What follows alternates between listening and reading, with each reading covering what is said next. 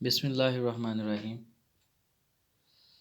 First year के 15वें lecture में ionic और कोवेलेंट रेडियाई को स्टडी करना है।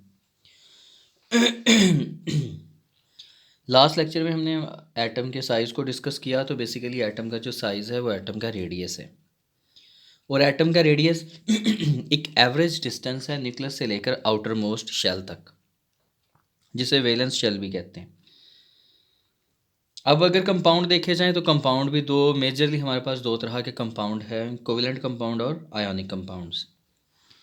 अब कोवेलेंट कंपाउंड को हमने डिस्कस किया था, the compounds that are formed by the mutual sharing of the electrons between the similar और dissimilar type of atoms. Ionic compound वो कंपाउंड्स हैं जिसमें इलेक्ट्रॉन लेने और देने से एलिमेंट के एटम के दरमियान बॉन्ड बनता है। आज हम इस लेक्चर में ये देखेंगे कि आयोनिक और कोवेलेंट रेडियाई में बेसिक डिफरेंस क्या है और इनको हम कैसे अज्यूम करके चीज़ों को समझेंगे। आयोनिक रेडियाई को पहले या आयोनिक रेडियस को डिफाइन करते हैं, द रेडियस ऑफ एन आइन। आइन दो तरह का, केटाइन भी है और एनाइन भी है।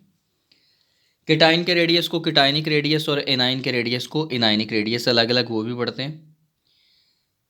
इनके यूनिट को मेजर करने की फिर वही इकाई picometer, and 1 picometer is 10⁻⁻12 meter. अगर आयोनिक रेडियस को डिस्कस किया जाए, आयोनिक रेडियस ऑफ केटाइन, अब आइन को बाकायदा डिफ्रेंशिएट करना है कि आइन के ऊपर कौन सा चार्ज है। अगर पॉजिटिव चार्ज है तो केटाइन, अगर नेगेटिव चार्ज है तो anion. Radius of cation such as sodium cation, magnesium cation, aluminium cation goes on, कि एक एटम में से जब एक इलेक्ट्रॉन को रिमूव करवाया तो उसके नतीजे में जो प्रोडक्ट बना वो केटाइन है। फ़र्ज़ करें कि हमारे पास अगर सोडियम मेटल थी, इसने एक इलेक्ट्रॉन लूज़ किया तो इसके ऊपर कौन सा चार्ज आया? पॉजिटिव। और ये किस में कन्वर्ट होगी? Sodium atom is converted into sodium cation. Magnesium था 12 एटॉमिक नंबर के साथ, ऑक्टेट पूरा करने के लिए 2 इलेक्ट्रॉन उसने लूज़ किए तो कौन सा चार्ज आ गया? 2 पॉजिटिव। तो ये भी क्या है हमारे पास? केटाइन है। Goes on. एल्यूमिनियम का एटॉमिक नंबर 13, अपना ऑक्टेट पूरा करने के लिए 3 इलेक्ट्रॉन खारिज किए, एल्यूमिनियम 3 पॉजिटिव प्लस 3 इलेक्ट्रॉन, तो ये भी क्या है? केटाइन्स हैं हमारे पास। और केटाइन का जो रेडियस होगा उसे हम क्या पढ़ेंगे? Cationic radius. Radius of cation such as sodium, magnesium and aluminium, ये केटाइनिक रेडियस होंगे। Cationic radius is always smaller than that of the neutral atom. ये बात समझने वाली है आसानी। सोडियम को डिस्कस किया तो सोडियम का जो एटॉमिक नंबर था वो था 11, electronic configuration 1s2 2s2 2p6 3s1। अब अगर न्यूट्रल सोडियम एटम लेते हैं तो ये 11 ही प्रोटॉन है इसके न्यूक्लियस में, 11 ही इलेक्ट्रॉन है, प्रोटॉन भी 11 है, 1 2 और ये तीसरा शेल। न्यूट्रल एटम का साइज़ बड़ा है। आखिरी एक इलेक्ट्रॉन कहाँ अवेलेबल है? आखिरी शेल में। जब ये इलेक्ट्रॉन एलिमिनेट हो गया, सिस्टम से आउट हो गया, निकल गया, पॉजिटिव चार्ज डेवलप हो जाएगा। अगर आप न्यूक्लियस को अब देखें, अब इसमें 11 प्रोटॉन तो हैं, लेकिन अब इसके पास जो इलेक्ट्रॉन हैं वो कितने हैं? 10 हैं। और शेल भी कितने हैं? शेल से मुराद इसके पास इनफाइनाइट नंबर ऑफ शेल्स हैं, लेकिन इलेक्ट्रॉन अब कहाँ कहाँ अवेलेबल हैं? पहले में तो हैं, दूसरे में तो हैं, लेकिन तीसरा शेल हमारे पास अवेलेबल ही नहीं है। अब इन 10 इलेक्ट्रॉन्स को खींचने के लिए सोडियम के पास 11 प्रोटॉन्स हैं, इसका इफ़ेक्टिव न्यूक्लियर चार्ज बढ़ गया, जिसकी वजह से इलेक्ट्रॉन जब खींचे जाएंगे न्यूक्लियस की तरफ तो जो एटम का साइज़ है वो श्रिंक कर जाएगा, स्मॉलर हो जाएगा as compare to the neutral atom. Reason लिख दी है, इफ़ेक्टिव न्यूक्लियर चार्ज की वजह से, मैग्नीट्यूड ऑफ चार्ज बढ़ने की वजह से साइज़ क्या हो जाता है? डिक्रीज हो जाता है। एग्जाम्पल देखते हैं। सोडियम एटम अगर देखें तो इसका जो साइज है न्यूट्रल एटम का 186 picometer, while sodium with a positive charge और सोडियम केटाइन कंटेन 95 पिकोमीटर। तो इसका मतलब न्यूट्रल एटम से जब हम केटाइन की तरफ मूव करते हैं तो साइज़ डिक्रीज़ कर जाता है, कि न्यूट्रल एटम का जो साइज़ है वो ज़्यादा है, केटाइन का साइज़ उससे काफ़ी कम है। रीज़न आपको समझा दी, वो एग्जांपल दे रहा हूँ जो बुक पे अवेलेबल है।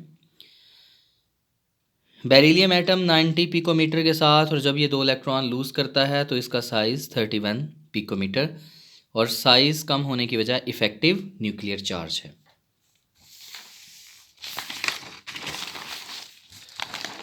अब अगर हम देखें कि ionic radius of A9, A9 क्या है, ये बातें फर्स्ट चैप्टर में केटाइन और एनाइन से रिलेटेड हम सारी चीज़ें डिस्कस कर चुके हैं। इनके साइजेस को डिस्कस किया कि केटाइन कैसे बनता है, एनाइन कैसे बनता है, पीरियोडिक टेबल में थोड़ा सा ट्रेंड भी बताया था उस वक़्त। Anion is always higher in size, larger in size as compare to the neutral atom. अभी आपको समझाया था कि जब एक सपोज करें फ्लोरीन है, एटॉमिक नंबर है 9, electronic configuration 1s2 2s2 2p5। Octet पूरा करने के लिए इसको एक इलेक्ट्रॉन चाहिए। जब ये एक इलेक्ट्रॉन लेता है तो फ्लोराइड आयन में कन्वर्ट हो जाता है, नेगेटिवली चार्ज स्पीशीज। जब कोई एटम इलेक्ट्रॉन देता है तो केटाइन, और जब कोई एटम इलेक्ट्रॉन ले लेता है तो एनाइन में कन्वर्ट हो जाता है। फ्लोरीन का साइज़ क्यों बढ़ा? क्या फ्लोरीन में शेल बढ़ गए? नहीं, फ्लोरीन के पास शेल सेम है, सिर्फ एक इलेक्ट्रॉन जब आया तो वो इलेक्ट्रॉन पेयर हो गया और वो बन गया 2p6। Principal quantum number same है, शेल भी 2 ही हैं। अब हम समझ लेते हैं साइज़ बढ़ क्यों गया। ये मैं रीज़न आपको पिछले लेक्चर में बता चुका हूँ, एक बार फिर डिस्कस करने लगा हूँ। शील्डिंग इफेक्ट तो सेम रहा ना, मतलब नंबर ऑफ़ शेल तो सेम ही रहे। न्यूट्रल एटम में भी 2 शेल हैं, एनाइन के पास भी 2 शेल हैं, लेकिन इसके इनिशियली यहाँ पे 2 इलेक्ट्रॉन, और पहले थे न्यूट्रल में 7, लेकिन जब नेगेटिवली चार्ज है तो उसके पास इलेक्ट्रॉन है 1 2 3 4 5 6 7 8। ये बात हम स्टडी कर चुके हैं कि जैसे जैसे इलेक्ट्रॉन की तादाद बढ़ती है वैसे वैसे इलेक्ट्रॉन की आपस में रिपल्शन भी बढ़ती है, और electron to electron repulsion between the two energy levels also increases. आपस में तो रिपल्शन बढ़नी ही है, लेकिन नंबर ऑफ़ इलेक्ट्रॉन्स बढ़ने की वजह से पहले शेल और दूसरे शेल के जो इलेक्ट्रॉन्स हैं उनकी आपस में भी रिपल्शन बढ़ती है। और जो रिपल्शन होती हैं ये अवे मूविंग फोर्सेस हैं, ये क्या करती हैं, चीज़ों को दूर दूर करती हैं। तो जब इलेक्ट्रॉन्स बढ़ेंगे तो स्क्रीनिंग इफ़ेक्ट प्रोमिनेंट होने लग जाएगा, स्क्रीनिंग इफ़ेक्ट प्रोमिनेंट होने लग जाएगा, या इंटरवेनिंग इलेक्ट्रॉन बढ़ने की वजह से एटम का साइज़ बढ़ जाएगा, क्योंकि रिपल्शन की वजह से जो इलेक्ट्रॉन्स हैं वो एक दूसरे से दूर जाने की कोशिश करेंगे, और जब दूर जाने की कोशिश करेंगे तो एटम का साइज़ ऑटोमेटिकली, उसके टाइम एनाइन का साइज़ ऑटोमेटिकली बढ़ना शुरू हो जाएगा as compare to the neutral atom. अच्छा जी, रीज़न नीचे लिख भी दी है। Electron to electron repulsion increases as the electron increases in the valence shell, therefore hold of nucleus to the valence electron decreases due to the screening effect due to intervening electrons. Example देखते हैं, chlorine neutral atom है तो 99 picometre के साथ, और अगर ये chloride ion है तो 181 पिकोमीटर के साथ। Oxygen atom in the neutral form accommodate the 66 picometer, while the two negatively charged anion, 2 electron आ गए, 2 इलेक्ट्रॉन आने की वजह से इंटरवेनिंग इलेक्ट्रॉन बढ़ने की वजह से the interactions or the repulsion between the electrons of the same orbital or orbit or the shell or the energy level, and the electrons of the other energy level increases, therefore the screening effect increases, and screening effect increases the size of atom increases। तो ये बुनियादी बातें हैं जो आपने जहन में रखनी है, इनको समझना है, यही आगे इस्तेमाल होनी है। पीरियोडिक टेबल ट्रेंड अगर देखें ना तो केटाइन का, एनाइन का पीरियड के अंदर, ग्रुप के अंदर सेम ट्रेंड है इन तमाम का जैसा कि एटॉमिक रेडियाई का है। लेकिन कुछ बातें जो आपको समझ लेनी चाहिए, जैसे जैसे चार्ज बढ़ेगा, मिसाल के तौर पर एल्युमिनियम के पास 13 एटॉमिक नंबर है, जब ये एक इलेक्ट्रॉन खारिज करेगी +1 में से एक और इलेक्ट्रॉन गया +2 में से एक और इलेक्ट्रॉन गया +3। तो आपसे पूछा जाए साइज़ किसका शॉर्टर है, सबसे शॉर्टर, इसका साइज़ शॉर्टेस्ट होगा। चार्ज बढ़ने की वजह से, पॉजिटिव चार्ज बढ़ने की वजह से साइज़ शॉर्टर होता है। और अगर यही हम मूव करें नेगेटिव चार्ज की तरफ, तो नेगेटिव चार्ज अगर -1 से -2 हो जाए, इसका मतलब -1 का मतलब एक इलेक्ट्रॉन ऐड हुआ, -2 का मतलब 2 इलेक्ट्रॉन ऐड हुए।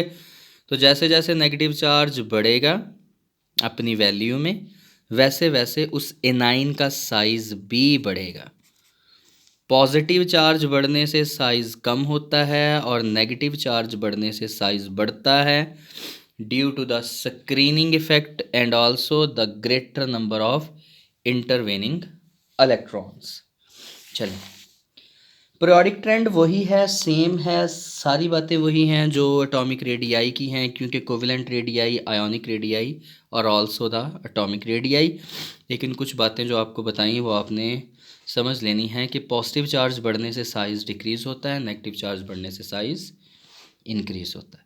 अब थोड़ी सी कैलकुलेशन है कि अगर आपने इंटर आयोनिक, असल में जो हमारे पास केटाइन और एनाइन के रेडियस का कॉन्सेप्ट है ये आइसोलेटेड नहीं है। हम कोई कंपाउंड लेते हैं, आयोनिक कंपाउंड लेते हैं, बुक वाली एग्जांपल के मुताबिक हमारे पास पोटाशियम क्लोराइड की एग्जांपल है। इस पोटाशियम क्लोराइड की एग्जांपल से ही हम केटाइन और एनाइन के स्ट्रक्चर को फाइंड करते हैं। सबसे पहले जो पोटाशियम क्लोराइड का जो निकाला inter ionic distance, what is the inter ionic distance. अगर हमारे पास एक केटाइन है, केटाइन का साइज़ हमेशा बताया स्मॉलर होता है, एक एनाइन है, एनाइन का साइज़ बड़ा होगा। केटाइन और एनाइन के न्यूक्लियस के दरमियान, ये मैं सिर्फ शो करवा रहा हूँ, ये केटाइन है और ये एनाइन है। अब ज़रा हम इसको लेके आते हैं स्ट्रक्चर में। ये केटाइन है स्मॉलर साइज़ और ये एनाइन है, ये दोनों के न्यूक्लियस हैं, क्योंकि केटाइन भी एक एटम से बना है, एनाइन भी एटम से बना है, तो न्यूक्लियस तो दोनों के पास होंगे। अब ये जो डिस्टेंस है, it is inter ionic distance, क्योंकि दो आइंस मिले हैं। This distance is inter ionic distance and inter ionic distance is represent by capital R. अब इस इंटर आयोनिक डिस्टेंस में यहाँ से लेकर यहाँ तक जो कंट्रीब्यूशन है वो केटाइनिक रेडियस की है, यहाँ से लेकर यहाँ तक जो कंट्रीब्यूशन है वो एनाइनिक रेडियस की है। इसको मैं आर पॉजिटिव कह देता हूँ, इसको मैं आर नेगेटिव कह देता हूँ, ठीक है। तो R positive plus R negative is a additive property and it give rise to the inter ionic distance. ठीक हो गया। ये देखिए, पॉलिंग ने डिटर्मिन किया पोटाशियम क्लोराइड का टोटल, उसने इंटर आयोनिक डिस्टेंस मालूम कर लिया 314 पिकोमीटर। ये देखें, अब केसी जो क्लोराइड आइंस था इसका हमें कोवेलेंट रेडियस मिल चुका था। कोवेलेंट रेडियस से फिर हमने आयोनिक रेडियस की तरफ मूव किया और इनसे रिस्पेक्टिव जो चीज़ें थी वो फाइंड की experimentally by X rays and by different spectroscopic processes. तो टोटल जो हमारे पास आया R, it is the combination of R positive, radius of cation and radius of anion, जो भी आपको समझाया। तो कैलकुलेटेड किया ख़ास टेक्निक्स के साथ, तो आंसर क्या बना 314। It is the additive property, ये एडिटिव प्रॉपर्टी है कि केटाइन और एनाइन आपस में मिलेंगे तो क्या बना देंगे, इंटर आयोनिक डिस्टेंस। अच्छा, it is a useful for determination of other potassium salt. अब ये कैसे इंपॉर्टेंट हुआ। अब हमारे पास अगर आइसोलेटेड चीज़ देखें तो आइसोलेटेड केटाइन और एनाइन को ना, उनके इंटर आयोनिक डिस्टेंस के अलावा उनके साइज़ को मेजर करना थोड़ा सा मुश्किल है। लेकिन अगर हमारे पास कोई आयोनिक कंपाउंड हो, एक्सरे एनालिसिस हमें उन केटाइन और एनाइन का जो दरमियानी फासला है टोटल वो बता देती हैं। अब पोटाशियम क्लोराइड की बजाय अगर आपके पास आ जाए पोटाशियम ब्रोमाइड, ओवरऑल आपको जो इसका कैपिटल आर है, सपोज करें ये पोटाशियम है, ये ब्रोमीन है, ये पोटाशियम के पॉजिटिव है, ये Br नेगेटिव है, ये पोटाशियम केटाइन है, ये ब्रोमाइड एनाइन है। अब जब टोटल उन्होंने कैपिटल R निकाला वो फाइंड हो गया। सपोज करें वो आया X, सपोज कर लें आप वो आया X। पोटाशियम का हमें पहले से पता था क्योंकि एक्सपेरिमेंट में हम पोटाशियम का फाइंड कर चुके हैं। ये देखें, पोटाशियम का एक बार फाइंड कर लिया, बार बार फाइंड करने की ज़रूरत नहीं है। 133। अब के पॉजिटिव कितना आया? 133 पिकोमीटर। अब हम ब्रोमाइड आयन जो है ना, हम इसका आयोनिक रेडियस फाइंड कर सकते हैं। हम लिखेंगे capital R is equal to K positive plus Br negative, इसका R और इसका R। अब ये हमें सपोज कर लें हमने इसको कलेक्ट करना, इसको समझना, इसको निकालना आसान था एक्सरे टेक्नोलॉजी के साथ, तो आ गया जी, ये X आ गया। ब्रोमाइड आयन का साइज़ निकालना चाहते हैं, पोटाशियम का ऑलरेडी नाउन है, K minus R of K positive must be equal to R of Br negative. तो आपको ब्रोमाइड आयन का जो रेडियस है वो मालूम हो जाता है। तो मोस्ट इम्पॉर्टेंट है, बहुत अहम है ये क्वेश्चन भी, बोर्ड पैटर्न के हिसाब से रेगुलरली ये पेपर में आता है। तो आपने इसे समझ लेना है, इसे नोट कर लेना है, और इससे नेक्स्ट लेक्चर देखते हैं उसमें क्या आता है। इसके साथ ही थोड़ा सा जो हमारा टॉपिक है उसको भी पढ़ लेते हैं। कोवेलेंट रेडियाई, इसकी बहुत सारी बातें पहले ही बता दी हैं। अब कोवेलेंट रेडियाई क्या है? One of the half of the distance between the nuclear joined by the covalent bond is called covalent radius. दो एक जैसे एटम से बात शुरू होके हम हेट्रो एटम्स की तरफ जा सकते हैं। एक एग्जांपल बुक पे भी है हेट्रो एटम्स की, वो आपने खुद सॉल्व कर लेनी है। वो एटम्स जो कोवेलेंटली बॉन्डेड हैं उनकी जो डिस्टेंस है इंटर न्यूक्लियर, मैंने इसे इंटर आयोनिक नहीं कहा, इंटर न्यूक्लियर, दो न्यूक्लियाई के जो दरमियान डिस्टेंस है उसको मैं कोवेलेंट डिस्टेंस भी कह सकता हूँ, कोवेलेंट बॉन्ड डिस्टेंस भी कह सकता हूँ। अब यहाँ से जो टोटल फासला काउंट हुआ हाइड्रोजन के केस में, ये दोनों का फासला था। अगर आप इसका हाफ कर लें तो ये इस एटम का और इस एटम का क्या मिल जाएगा आपको? Covalent radius. आयोनिक कंपाउंड है तो आयोनिक रेडियस, कोवेलेंट कंपाउंड्स हैं तो कोवेलेंट रेडियस। आपकी बुक में CHCl3 की एग्जांपल है, वो आपने खुद समझनी है, सॉल्व करनी है, उसे लिख के देखना है, वैल्यूज़ याद करनी है। इसके साथ ही अगर क्लोरीन को देखा जाए तो क्लोरीन टू क्लोरीन जो टोटल बॉन्ड लेंथ थी, bond length inter nuclei distance जो थी वो टोटल 198.8 पिकोमीटर। अगर आप एक क्लोरीन की निकालना चाहते हैं, दोनों एटम्स एक जैसे हैं, ये देखिए दोनों एटम्स एक जैसे हैं, दोनों की कंट्रीब्यूशन एक जैसी है, ये फासला मालूम हो सकता है क्योंकि एटम की कोई डेफिनेट बाउंड्री नहीं है। लेकिन जब वो मॉलिक्यूल में बदल जाता है तो वो किसी हद तक रिस्ट्रिक्ट हो जाते हैं उसके इलेक्ट्रॉन। अब वो इलेक्ट्रॉन किसी एक एटम के नहीं हैं बल्कि वो इलेक्ट्रॉन जो हैं वो दो एटम्स के हैं। तो क्लोरीन एटम ने जब बॉन्ड बना लिया तो इसका जो इंटर न्यूक्लियर डिस्टेंस था वो फाइंड कर लो। दोनों एटम एक जैसे हैं, इस डिस्टेंस का हाफ कर लो, आपको पता चल जाएगा कि इस क्लोरीन का जो कोवेलेंट रेडियाई है वो इस क्लोरीन के कोवेलेंट रेडियाई के बराबर है।